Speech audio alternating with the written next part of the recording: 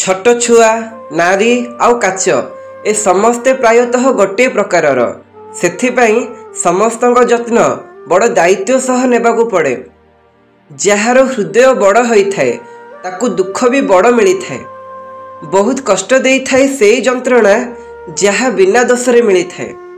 भूल जीवन में जानतरे किंबा अजाणतरे थरे हुए किंतु बारंबार भूल केवल जानी जानी करा जाए। आपण सबुबेले खुशी रे रहिबा ही आपणक शत्रुंक पई जंत्रणादायक होइथाए। आपणक रिप्लाई रो स्पीड कहिदब आपण टाइम देउचंती ना टाइम पास करूचंती। एबे भी आपणक पाखरे समय अछि।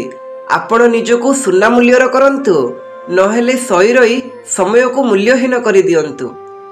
जे जीवन रास्ते झुंटिबा को डरी जाए सी सफलता रास्ते ठीक से चलवा केबे शिखि पारे नाही। गोटे झील प्रकृत भल पाइबारे कौन चाहिए सी तो केवल समय आउ सम्मान चाहिए। धक्काबाज मनीष सत भल पाइबा को भूली जाइए आउ सरल सच्चा मनीष मिछ भल पाइबा को मध्य केबे भूली पारेनी।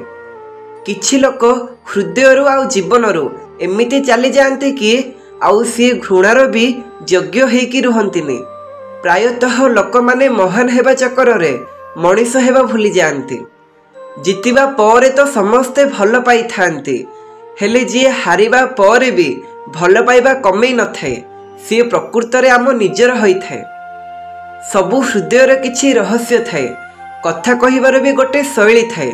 जेउ पर्यंत मिली न थाए धक्का कहार समस्त को निज प्रेम उपरे भारी गर्व भी थाए।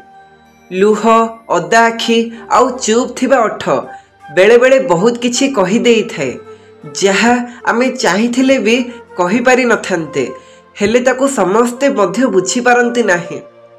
सबुठारु बड़ गुरु विवेक आउ समय होई थाए। कारण ए दुहे जहा शिखै दियंती आउ केही शिखै पारिबेनी। जेबे दुनिया आपण को कमजोर भाबी नै थाए सेते बेले आपण को जितिबा आहुरी जरूरी होई जाई थाए।